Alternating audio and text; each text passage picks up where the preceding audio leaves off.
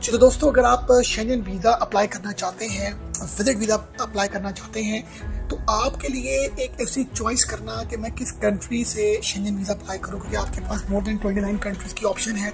आप देखेंगे उस टाइम पर, जिस टाइम पर आप वीज़ा अप्लाई कर रहे हैं विजिट वीज़ा, तो कौन सा कंट्री लीनियंट है, कौन सी कंट्री की जो सक्सेस रेशियो है वीज़ा इशूज के हवाले से वो बड़ी अच्छी है। क्यों? क्योंकि ये डिपेंड करता है उस कंट्री की फॉरेन पॉलिसी के ऊपर। आप जब कभी वीज़ा अप्लाई करें, आप स्टैट्स को थोड़ा स्टडी करें, और जो स्टैट्स आपको लगें कि इस टाइम पर ये कंट्री फ्लेक्सिबल है, तो आप उसी कंट्री से अपना वो वीज़ा अप्लाई करें। अब आज की अगर मैं बात करूँ तो स्पेन बहुत ज़्यादा फ्रेंडली है, सक्सेस रेशियो बहुत ज़्यादा है। एशियन कंट्रीज़ के हवाले से 70% जो है वो सक्सेस रेशियो हमें देखने को मिलती है, up to 92% depending upon the nationality. तो अब स्पेन एक कल्चरल और एक हिस्टोरिकल कंट्री है, बहुत एक हिस्ट्री रखता है, और इस हवाले से स्पेन, अगर आप यूरोप जाते हैं तो स्पेन को विजिट करना बहुत ही हमारे लिए इम्पॉर्टेंट है। क्यों? क्योंकि हमें एक हिस्ट्री वहाँ पर देखने को मिलती है। 47 मिलियन पॉपुलेशन है, स्पेनिश लैंग्वेज बोली जाती है, कैपिटल है मैड्रिड। और अगर मैं बात करूं विजिट वीज़ा के हवाले से, तो टाइप सी इनकी कैटेगरी है जो इन्होंने रखी है विजिट वीज़ा के हवाले से। विजिट वीज़ा आपको मिलता है 90 डेज़ के लिए, और ये जब इशू होता है तो उसके 180 डेज़ के अंदर आपने वहाँ पर ट्रेवल करना होता है। और इसके साथ जो इम्पॉर्टेंट कुछ फैक्टर्स हैं जिसकी बेसिस में आपका वीज़ा लगता है या नहीं लगता, वो क्या है? कोशिश करें कि जब भी आप वीज़ा अप्लाई करें, कोशिश करें फैमिली के साथ करें। नंबर सेकंड, अपनी जो बैंक स्टेटमेंट है उनकी रिक्वायरमेंट तो जो है वो आपकी 3 मंथ्स की है, तो कोशिश करें 6 मंथ्स की आपकी बैंक स्टेटमेंट होनी चाहिए। और आपके जो अकाउंट हो, जो अकाउंट जिस बैंक अकाउंट की आप जो है वो अपनी स्टेटमेंट उनको दे रहे हैं, उसकी जो लाइफ वो एटलीस्ट 2 ईयर्स की हो। जो एक हमारा बैंक मेंटेनेंस सर्टिफिकेट हम लोग देते हैं, तो उसमें जो लाइफ लाइन हो उस बैंक अकाउंट की वो एटलीस्ट 2 ईयर्स की हो। और इसके साथ आप कोशिश करें कि आप जब कभी वीज़ा अप्लाई करें तो अपनी जो टैक्स रिटर्न्स हैं उनको लाजमी तौर पर आप इस तरह का बनाएं जो आपकी बैंक स्टेटमेंट के अकॉर्डिंगली मैच करें।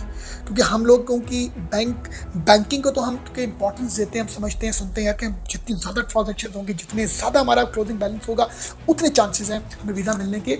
बिल्कुल ऐसा तब होता है जब हमारी ट्रांजेक्शन्स जो हैं वो हमारी टैक्स रिटर्न्स के अकॉर्डिंगली हों।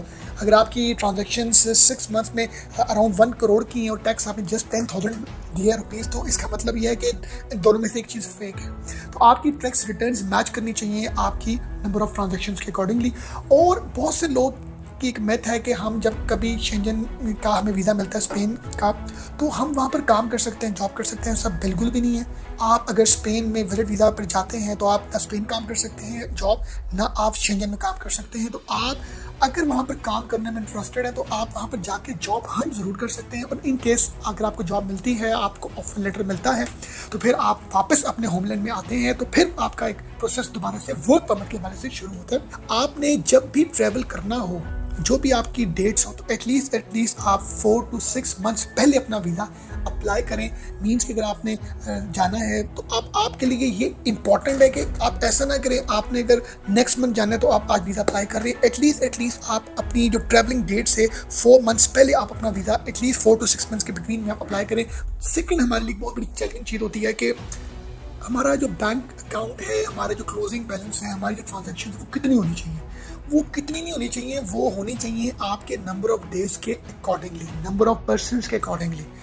अब क्योंकि एम्बेसी ने आपका देखना है कि इसने जो अपनी ट्रांजैक्शंस मेंशन की हैं अपनी सारी की सारी डिटेल बैंक अकाउंट में, वो आपके एक्सपेंस के अकॉर्डिंगली है। मींस आपका एकोमोडेशन एक्सपेंस, जिसको हम लिविंग एक्सपेंस कहते हैं, आपका ट्रांसपोर्टेशन एक्सपेंस, आपका फूड एक्सपेंस, आपका जनरल एक्सपेंस, टिकट के हवाले से आप कुछ ऐसी जगहों पर जाते हैं, तो आपने इस पूरे एक्सपेंस को कैलकुलेट करना है पर डे के अकॉर्डिंगली। और आपने आपके साथ जितने नंबर ऑफ पर्सन हैं आपने उसको भी कैलकुलेट करना है। मैं एग्जांपल देता हूँ सिंपल आपसे, $250 एक नॉर्मल एक्सपेंस है पर पर्सन का।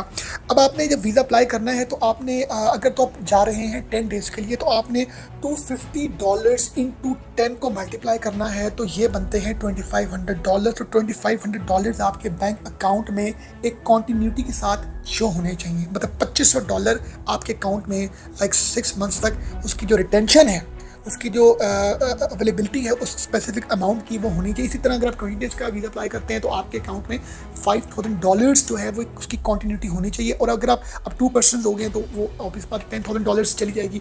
तो आपकी एक कॉन्टीन्यूटी जो है वो ट्रांजेक्शन की जो एक्सपेंस आपका होना है वो होनी चाहिए, और इसके एडिशनल एटलीस्ट जो भी आपका एक्सपेंस बनता है पूरे ट्रिप का उसका 20 to 40% मिनिमम आपके अकाउंट में रहना चाहिए। तो ये एक कैलकुलेशन है, एम्बेसी ने देखना है कॉन्टीन्यूटी के साथ कि जो एक्सपेंसेस का वहाँ पर होना है ये इसके अकाउंट में है, और उसके साथ एडिशनल जो है आपका 20 to 40% of the total cost of your trip वो आपके अकाउंट में होनी चाहिए। और इसके साथ ये नहीं होना चाहिए कि अगर आपने आज जाना है तो आज आपके अकाउंट में जो $10,000 आपने डाल दिया, एक हफ्ते पहले आपने उसको डिपॉजिट किया, सब बिल्कुल उससे पहले आपका अकाउंट मिल रहा है, तो इस तरह के चक्रों में ना पड़े। आपने जब कभी प्लान करना है तो आपने 6 मंथ्स तक एक प्रॉपर कॉन्टिन्यूटी के साथ आपने डेबिट क्रेडिट मीन्स कि आपके अकाउंट में पैसे आ रहे हैं जा रहे हैं आ रहे हैं जा रहे हैं, इन आप अपने जो होम बिल्स हैं, आपके जो मोबाइल एक्सपेंस, इलेक्ट्रिसिटी एक्सपेंस, आपके स्कूल के बच्चों का एक्सपेंस, जो भी आपकी ग्रॉसरी है, कोशिश करें सारी आप ऑनलाइन बाय करें अपने डेबिट कार्ड के थ्रू। अपनी जितनी ट्रांजेक्शन आप अपने पेट्रोल डलवाएं डेबिट कार्ड के थ्रू, आपने कोई टिकट्स लेनी है आप वो डेबिट कार्ड के थ्रू करें, आप ऑनलाइन बैंकिंग के थ्रू अगर आप लोग पेमेंट्स करनी है आप करें। कोशिश करें कि उस 6 महीने के अरसे में जो है ना वो कैश के चक्रों में ना पड़े। जितनी ज़्यादा आपकी जो ट्रांजेक्शन हैं जेन्युइन नजर आएंगी उतना ज़्यादा केस आपका स्ट्रांग होगा। अब इसके साथ जो इंपॉर्टेंट चीज़ है वो ये है कि आपको डॉक्यूमेंट्स कौन से चाहिए। अगर तो आप एम्प्लॉई हैं, जॉब करते हैं, नौकरी करते हैं, तो उसके लिए आपको ऑब्वियसली एक वैलिड पासपोर्ट होना चाहिए जिसकी एक्सपायरी एटलीस्ट 6 मंथ की हो। आपका वीज़ा एप्लीकेशन फॉर्म आपने कंप्लीट फिल किया हो, साइन किया हो, और इसके साथ जो है वो आपका एक पासपोर्ट साइज रिसेंट फोटोग्राफ्स होनी चाहिए। ट्रैवल इंश्योरेंस जो आपके मेडिकल कवर करे €30,000 तक, फ्लाइट रिजर्वेशन, आपकी जो टिकट्स हैं वो 2 वे होनी चाहिए, और इसके साथ आपका एम्प्लॉयमेंट लेटर हो, आपका सैलरी प्रूफ हो, आपका NOC हो उस कंपनी से कि कंपनी ने आपको इस चीज़ के लिए अलाउ किया कि आप कंपनी की कंसेंट से बाहर जा रहे हैं। आपकी बैंक स्टेटमेंट होनी चाहिए पर्सनल, कंपनी की नहीं। कंपनी की तब लगेगी जब कंपनी आपको स्पॉन्सर करिए किसी बिजनेस ट्रिप के लिए, और अपना जो एक कवर लेटर है जिसमें आपकी सारी आइटनरी होगी, आपका पर्पस ऑफ ट्रिप होगा, और आपकी जो वीज़ा फ़ी है उसका आपका वाउचर, ये सब डॉक्यूमेंट्स जो हैं ये आप कलेक्ट करके अपने सबमिट करेंगे। सबमिट करने के बाद आपके बायोमेट्रिक्स होंगे, आपको एक टाइम दे दिया जाएगा, उस टाइम के बाद आपका वीज़ा लगना होगा, लग जाएगा, नहीं लगना होगा, नहीं लगेगा। अब इसके साथ जो है वो एक एम्प्लॉयर, एक बिजनेसमैन, एक एंटरप्रेन्योर के लिए कौन कौन से डॉक्यूमेंट्स चाहिए। काफ़ी डॉक्यूमेंट्स सिमिलर है, जैसे कि पासपोर्ट वैलिड होना चाहिए आपका 6 मंथ्स एटलीस्ट, आपका visa application form complete sign होना चाहिए, स्टैम्प होना चाहिए, और इसके साथ आपकी रिसेंट 2 फोटोग्राफ्स हो, ट्रैवलिंग इंश्योरेंस हो जो आपको आपके मेडिकल को कवर करे अप टू €30,000, आपकी 2 वे टिकट्स होनी चाहिए फ्लाइट्स की, और आपका proof of accommodation. Business trip है तो आपका इन्विटेशन लेटर होगा फ्रॉम द स्पेनिश एम्प्लॉयर, और अगर आपका मतलब एक पर्सनल ट्रिप है तो उसमें आपको सिंपल किसी भी इन्विटेशन लेटर की ज़रूरत नहीं है। और इसमें अगर तो आपका कंपनी का कोई बिजनेस ट्रिप है तो कंपनी की आपको अपनी बैंक स्टेटमेंट लाजमी लगानी है, और अगर आपका अपना पर्सनल ट्रिप है, लेयर ट्रिप है, तो उसमें आप अपनी पर्सनल बैंक स्टेटमेंट लगाएंगे। और अगर आप दोनों बैंक स्टेटमेंट लगा देते हैं तो इसमें भी कोई हर्ज नहीं है, वो आपकी प्रोफाइल को ज़्यादा स्ट्रॉन्ग करता है।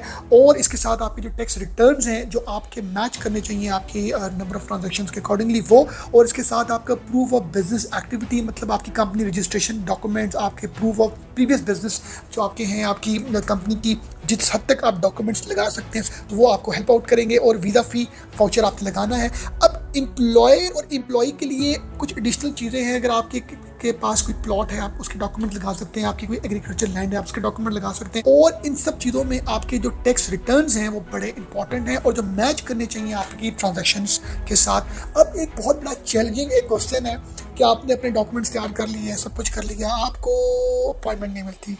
ये एक बहुत बड़ा चैलेंजिंग एक क्वेश्चन मार्क है कि आपको ऑब्वियसली सबसे पहले आपको रेलेवेंट अपनी स्पेन एम्बेसी आप सर्च करेंगे, वहाँ पर उनकी साइट ओपन करेंगे, आप अपॉइंटमेंट पहले बुक करेंगे। अपॉइंटमेंट बुक करने के लिए अपॉइंटमेंट का शो होना ज़रूरी है, अपॉइंटमेंट हमें मिलती नहीं है तो कोशिश करें किसी एजेंट से आप ले लें अपॉइंटमेंट। विजिट वीज़ा के हवाले से जो इसकी कॉस्ट है वो €80 है, और अगर आपकी जो एज है वो 6 to 11 ईयर्स है तो आपकी जो वीज़ा कॉस्ट है वो जस्ट €40 है, और अगर आपकी एज लेस देन 6 है तो आपका कोई वीज़ा एक्सपेंस नहीं है, और इसमें जो प्रोसेस टाइम है वो 15 to 30 वर्किंग डेज का है। इस टाइम पीरियड के अंदर जो है आपको ये पता लग जाता है कि आपका केस अप्रूव हुआ है या डिसअप्रूव हुआ है। और इसके साथ जो सिंपल अपॉइंटमेंट लेते हैं, अपॉइंटमेंट लेने के बाद आप अपने सारे डॉक्यूमेंट सबमिट करते हैं, सबमिट करने के बाद आपको जो है एक स्पेसिफिक टाइम पीरियड के बाद ये पता लग जाता है कि आपका वीज़ा लगना है कि नहीं लगना। तो अभी एट दिस टाइम जो है वो स्पेन एक आइडियल एक डेस्टिनेशन है जहाँ पर आप वीज़ा अप्लाई करते हैं। आपके मुल्क में जो भी एम्बेसी या कॉन्सुलेट है, तो चांसेस बहुत ब्राइट है कि आपका वीज़ा जो है वो इशू हो। क्योंकि मोर देन 70% सक्सेस जो रेशो है वो हमें देखने को मिलती है। अपना बहुत ख्याल रखिएगा। Thank you very much.